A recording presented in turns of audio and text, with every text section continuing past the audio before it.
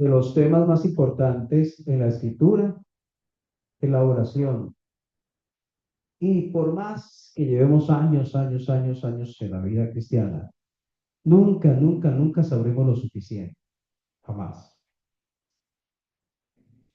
Y les invito a que reflexionemos hoy acerca de la oración. He pensado en algunos pasajes de algunos hombres de Dios orando y cómo podemos aprender en esas oraciones de Él mismo, el Señor.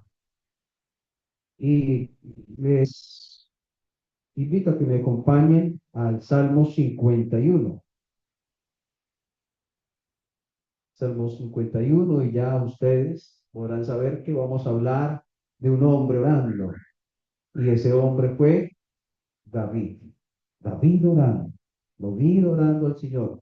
Y en esta oración, reconocido algo, dice el versículo 3: un hombre cercano al corazón de Dios y un hombre que pecó contra Dios. Salmo 51, versículo 3. Porque yo reconozco mis rebeliones, dice, y mi pecado está siempre delante de mí. Contra ti solo he pecado y he hecho lo malo delante de tus ojos, para que sea reconocido justo en tu palabra y tenido por puro en tu juicio. Este hombre de Dios pecó gravemente contra Dios. Y cuando pensamos en lo que podemos aprender de un hombre de Dios, lo que podemos aprender del hombre de Dios es el resultado del obrar de Dios en el hombre. ¿Sí? Quiero decir, no es que David era bueno y por eso podemos aprender de él. Es que David fue objeto del obrar de Dios en el corazón, y como respuesta al obrar de Dios está esta oración, donde él había estado cerrado a reconocer su pecado, ahora lo reconoce. Y por la gracia de Dios, nosotros llegamos un día a la fe. Y habiendo estado mucho tiempo atrás ciegos a nuestro pecado, el Espíritu Santo obró y nos mostró, nos señaló el pecado, y es entonces cuando tuvimos el encuentro con el Señor Jesucristo.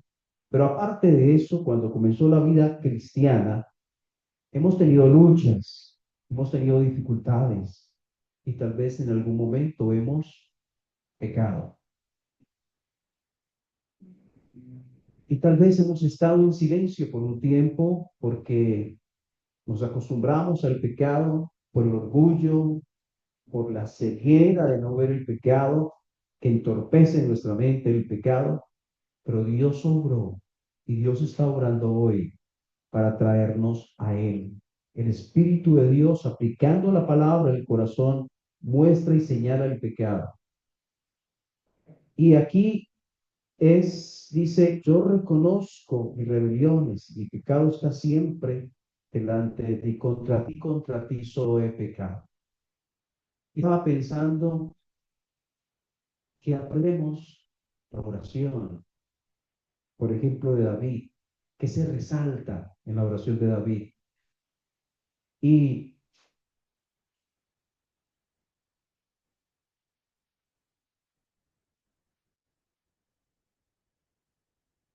podemos ver, podemos apreciar en este reconocimiento que él puede ver al Dios Santo. Cuando nosotros estamos frente a otros como nosotros, humanos, pecadores, y entonces muchas veces nos escudamos y decimos, bueno, yo hago esto, pero él hace aquello. Pero cuando nos colocamos frente al Señor Santo, es cuando Pecamos, nos sentimos miserables, inmerecedores, sucios, y es donde vamos al Señor reconociendo el pecado. Yo no sé, mi querido amigo o amiga que está aquí, si ya tuviste el encuentro con el Señor y si no, te invitamos a que lo tengas. No hay nada mejor que eso, donde reconocemos nuestro pecado y venimos al Señor que murió por nosotros por nuestro pecado. Pero también mi hermano y hermana presente, nunca tendremos un disfrute pleno de la vida cristiana si acariciamos, si abrazamos, conservamos actitudes, palabras, hechos, pensamientos pecaminosos. Es necesario venir al Señor y decirle, Señor, yo reconozco, yo he pecado contra ti y he hecho lo malo. Y recordemos que es delante de sus ojos el que lo ve. El Dios, como aprendió la mamá de Ismael, ¿cierto? El Dios que me ve, el Dios que me ve. He hecho lo malo delante de tus ojos. Entonces, aprendemos y el Señor en la oración, en el Padre Nuestro, perdona nuestras ofensas, mencionaba él allí enseñando a los hombres a orar. Y luego pasamos a primer libro de Reyes, otra persona orando y muy relacionada con el rey David. ¿Quién podrá ser? Entonces tenemos al hijo, a Salomón, en la dedicación del templo. Allí, dedicando el templo al Señor, un templo cuya idea se había originado en el rey David, pero nuestro Dios le dijo, no, usted no, su hijo. Dice el versículo 22, 1 Reyes 8:22. Luego se puso Salomón delante del altar de Jehová en presencia de toda la congregación de Israel y extendiendo sus manos al cielo. Versículo 23. Dijo, Jehová, Dios de Israel, no hay Dios como tú. ¿Cuándo fue la última vez que le dijiste a Dios algo así? No hay Dios como tú. Ese Dios de Salomón es el mismo Dios mío. ¿Ha desmejorado? Es el mismo. No hay Dios como tú. ¿Y qué sigue diciendo? Sigue diciendo, ni arriba en los cielos, ni abajo en la tierra, que guardas el pacto y la misericordia a tus siervos que andan delante de ti con todo su corazón. Que has cumplido tu siervo, David, mi padre, lo que le prometiste. Lo dijiste con tu boca y con tu mano lo has cumplido, como sucede en este día. Ahora pues, Jehová, Dios de Israel, cumple a tu siervo, David, mi padre, lo que le prometiste. Y bueno, sigue hablando ahí. Qué bueno, hermanos, muchas de nuestras oraciones, si pudiéramos escribir nuestras oraciones, si pudiéramos grabarlas y después en la semana analizar las oraciones, cómo oramos, qué parte de las oraciones que hacemos tienen que ver con mis necesidades y con mis propósitos. Si ves que está mal, ora por mis propósitos y mis necesidades, pero qué parte de las oraciones tiene que ver con reconocer la grandeza del Dios que tenemos. ¿Cuándo fue la última vez que le dijiste, Señor, qué grande eres, qué maravilloso es? El Dios que tengo es incomparable. No con esas palabras, no tiene que ser con las palabras, pero cuando reconociste la grandeza del Dios que tienes, que tenemos. Entonces David reconoce su pecado. Salomón aquí, por lo menos en este versículo, y seguramente en otros del mismo pasaje, está reconociendo la grandeza del Señor, sus promesas que se cumplen, la fidelidad de su palabra, lo que Él dice se hace y cuántas otras cosas más se reconocen en estos pasajes a través de la oración que Él hace delante del Señor Jehová. Pero vamos a Efesios.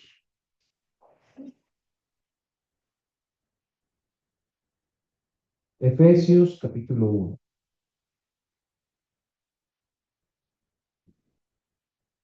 Y estamos hablando muy superficialmente de los pasajes. Seguramente tú puedes en casa profundizar más, pero tiene mucho más que enseñar de lo que hablamos aquí de la palabra, ¿cierto? Tiene mucho más que enseñarnos. Efesios capítulo 1 está hablando el apóstol Pablo allí, la iglesia de Éfeso. El versículo 3 está diciendo, bendito, capítulo 1, versículo 3, bendito sea Dios y Padre de nuestro Señor Jesucristo, que nos bendijo con toda bendición espiritual en lugares celestiales en Cristo, según nos escogió en Él antes de la fundación del mundo, para que fuésemos santos y sin mancha delante de Él, en amor habiéndonos predestinado para ser adoptados hijos suyos por medio de Jesucristo, según el puro afecto de su voluntad, para alabanza de la gloria de su gracia, con la cual nos hizo aceptos en el amado. Y sigue hablando del amado en quien tenemos redención. Y después, el versículo 13, que en él también, habiendo oído la palabra de verdad, el evangelio de vuestra salvación, y habiendo creído en él, fuisteis sellados. Y después el 15 dice, por esta causa también yo, dice el apóstol Pablo, por esta causa también yo, dice el apóstol, habiendo oído de vuestra fe en el Señor Jesús y de vuestro amor para con todos los santos, no ceso de dar gracias por vosotros, haciendo memoria de vosotros en mis oraciones, para que el Dios de nuestro Señor Jesucristo, el Padre de gloria, os dé espíritu de sabiduría y de revelación en el conocimiento de Él. Y bueno, sigue hablando cosas maravillosas, profundas en el pasaje, pero quiero centrarme en la oración de Pablo en el corazón de Pablo. Él está orando por los hermanos allí en Éfeso. ¿Por qué? Porque tengan un trabajo. Bueno, no es malo orar por el trabajo de los hermanos, que haya un empleo. Pero ¿cuál era el propósito de la oración acá? Porque sean sanos, tenían enfermedades. Tampoco está pensando en eso. Aunque no es malo orar por algún hermano enfermo. Pero aquí el centro, el principio es, el centro es Dios. ¿Para qué? ¿Cuál fue el propósito? ¿Hacia dónde estaba la mira del apóstol Pablo, hacia sus hermanos aquí en Éfeso? Para que el Dios de nuestro Señor Jesucristo, el Padre de gloria, os dé espíritu de sabiduría y de revelación en el conocimiento de Él. Entonces, si tú vas a orar por un hermano, puedes orar por trabajo, por su enfermedad, pero ¿qué será lo mejor, el punto central por el cual debiera orar por mi hermano?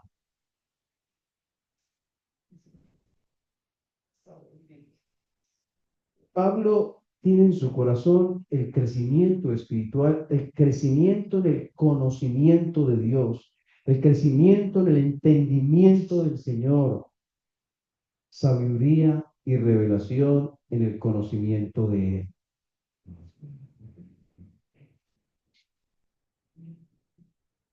Alguno de los hermanos, solo levante la mano, no diga yo, no, solo levante la mano, hermano o hermana, que conoce los nombres de todos los hermanos acá, que se congregan acá. Conoce los nombres, no como hermano o hermana, con el nombre. Uno, dos, tres. ¿Tres y medio? Ah, cuatro. Entonces, yo pensaba, bueno, ¿y si tenemos una lista de los hermanos? cómo orar por hermanos a quienes precisamente le digo hermano y hermana, pero no es el nombre y en qué trabajo. Y por no comenzar por tener una lista de los hermanos. Por ahí estamos trabajando en una lista. Hace unos días, no sé si toca retomarla con algunos datos de los hermanos, porque qué bueno es que estemos orando los unos por los otros. Qué necesario es que oremos por lo que Dios quiere, el propósito de Dios en nuestras vidas. Normalmente oramos por mi papá, mi mamá, mi esposa, mis hijos. ¿Estoy equivocado? ¿O es así? ¿Cuánto oramos por los hermanos? Pablo está diciendo, por esta causa, no es que estén mal espiritualmente, porque miren lo que dice el versículo 15. Por esta causa también yo, habiendo oído de vuestra fe en el Señor Jesús, de vuestro amor, fe y amor juntos, muchas veces, ¿cierto? Fe en el Señor Jesús y amor para con todos los santos, no ceso de dar gracias, no ceso, continuo por vosotros, haciendo memoria de vosotros en mis oraciones. Que Dios nos ayude, porque con toda seguridad, usted y yo necesitamos mejorar en orar por otros. Y bueno, sigamos entonces con uno que seguramente conoció Pablo, a Pedro, en Mateo 14.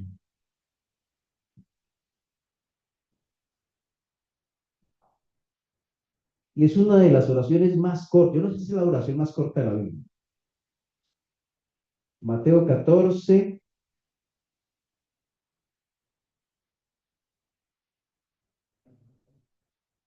está el apóstol Pedro, está el Señor andando sobre el mar y entonces ellos están atribulados por la tempestad que había. Dice 14:24, la barca estaba en medio del mar, azotada por las olas, porque el viento era contrario. 14:25, a la cuarta vigilia de la noche, Jesús vino a ellos andando sobre el mar. Los discípulos, viéndole andar sobre el mar, se turbaron diciendo, ¡oh, fantasma! Y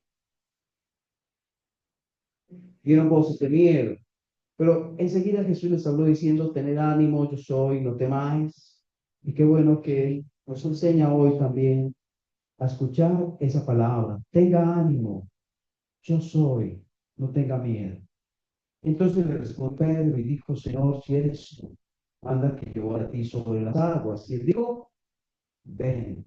Y descendió Pedro y la barca andaba sobre las aguas para ir a Jesús. Pero al ver el fuerte viento, tuvo miedo y comenzando a hundirse, dio voces diciendo, Señor, sálvame. ¿Y cuántos habemos o hay conmigo como Pedro? Yo también soy así, que fácilmente coloco la mirada en el fuerte viento, como el versículo 30, tal vez en las olas, quitando la mirada de Jesús, y entonces nos hemos hundido, hundido en una fe que flaquea, hundido en la desesperación, en la angustia, hundido. Pero mire la oración, versículo 30 al final, Señor, salva. Larga la oración, tampoco había mucho tiempo, ¿verdad? Porque pronto iba a estar por debajo del agua y solamente se iban a ver burbujas. Pero suficiente. Señor, sálvame. Señor, sálvame. No es la cantidad de palabras que hacen que una oración sea eficaz, sino a quién está dirigida la oración. El poder no depende de la grandeza de mi fe, el poder depende de la grandeza de Dios que tenemos. Una maravilla hecha en nuestra vida no es resultado de nuestra gran fe, una maravilla hecha en nuestra vida. Es el resultado de nuestro gran Dios. Y Señor, sálvame. Y el 31, al momento Jesús, extendiendo la mano, asió de él y le dijo, hombre de poca fe, ¿por qué dudaste? Pero le levantó y fueron y subieron a la barca y se calmó el viento. Es tiempo entonces, si estás angustiado, si estás pasando por momentos en que miras las circunstancias, el fuerte viento, las olas, es hora de que levantes la mirada al Señor y digas, Señor, me estoy hundiendo, no debería estar angustiado, no debería estar desesperado, no debería mantener estresado, pero lo estoy. Ayúdame, Señor, a levantar mi mirada y reconocer tu ayuda y tu mano que me levanta. Señor está con nosotros y no nos deja solos. Y la más grande oración de todas, la que hace el mismo Señor Jesucristo. Vamos a Juan capítulo 17.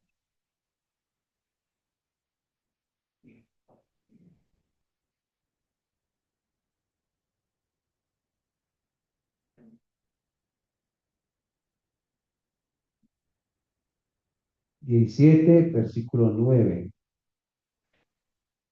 Dice, bueno, desde el uno, vamos a leer el uno, por favor. 17:1. Estas cosas habló Jesús y levantando los ojos al cielo, dijo, Padre, lo primero que dice, Padre, la hora ha llegado, glorifica a tu Hijo, para que también tu Hijo te glorifique a ti. ¿Dónde está la mirada de Jesucristo? ¿Dónde está el enfoque de Él? Hacia dónde apunta Él. ¿Cómo le has dado potestad sobre toda carne para que dé vida eterna a los que le diste? Y esta es la vida eterna.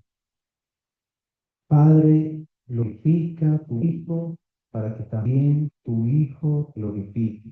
En medio de ese contexto, de esa oración, de esa introducción que hace el Señor a la oración, dice el versículo 9, yo ruego por ellos. No ruego solamente por el mundo, sino por los que me diste, porque tuyos son. Y todo lo mío es tuyo y lo tuyo es mío, y he sido glorificado en ellos. Y ya no estoy en el mundo, mas estos están en el mundo y yo voy a ti, Padre Santo, a los que me has dado, guárdalos en tu nombre, para que sean uno. Mire la oración del Señor Jesucristo, su deseo y su propósito en el corazón expresado en la oración, para que sean uno, así como nosotros. Y el 20, mas no ruego solamente por estos, sino también por los que han de creer en mí por la palabra de ellos, para que todos sean uno, como tú, oh Padre, en mí y yo en ti, que ellos sean uno en nosotros para que el mundo crea que tú me enviaste. ¿Qué aprendemos de Dios en la oración de David? Que Dios es santo. Y nosotros debemos venir delante de Él reconociendo nuestro pecado. ¿Qué aprendemos de la oración de Salomón? Que nuestro corazón debe estar, exaltar el nombre del Señor en nuestras oraciones. ¿Qué aprendemos de la oración de Pablo? Que debemos pensar en la vida espiritual de nuestros hermanos y orar para que estén y estemos conociendo más de Dios, la sabiduría y conocimiento de Él. ¿Qué aprendemos de Pedro?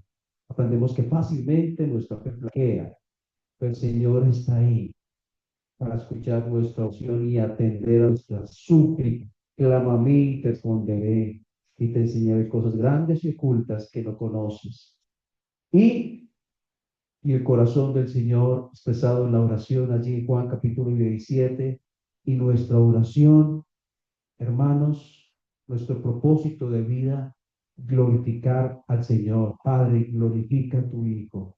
Y ahora nosotros, Señor, que nuestra vida sea para tu gloria. que la iglesia de Dios, sembrada por el Señor mismo en Calarcá, Quindío, y las iglesias alrededor de Colombia y alrededor del mundo, tengamos como propósito, a través de cada enseñanza y reunión, a través del ejercicio del ministerio del servicio, glorificar el nombre del Señor siempre. La oración refleja el carácter de Dios. Quien más disfruta la oración es quien más disfruta la comunión con Dios. Nuestro Dios, gracias por tu palabra preciosa, por tu palabra bendita, por este tiempo que nos has dado. Seguramente, Señor, tantas, muchas cosas hay que mirar en esos pasajes que apenas vimos superficialmente. Agradecemos, Señor, por cada uno de estos pasajes, por cada uno de esos hombres cuyas cosas buenas que hicieron nacen no en ellos, sino en lo que tú hiciste en ellos. Y ayúdanos a disfrutar la comunión contigo, a que no se vuelva algo aburrido, algo estancado, muerto, porque si es así, no es tu culpa, es la nuestra. Pero ayúdanos, Señor, a estar ejercitando, a estar creciendo, a estar mejorando en nuestra comunión contigo, en los propósitos que acompañan nuestras oraciones, en el trasfondo y en el fondo que hay detrás de nuestras oraciones, Señor, que realmente sea la gloria de Dios, que realmente nuestro interés por los hermanos sea su crecimiento y desarrollo y que crezcan el conocimiento de Dios y que, Señor, aprendamos a alabar tu nombre a través de nuestras oraciones, a reconocer la grandeza del Dios que tenemos a través de las oraciones que expresamos. Gracias, oramos en el nombre del Señor Jesús. Amén.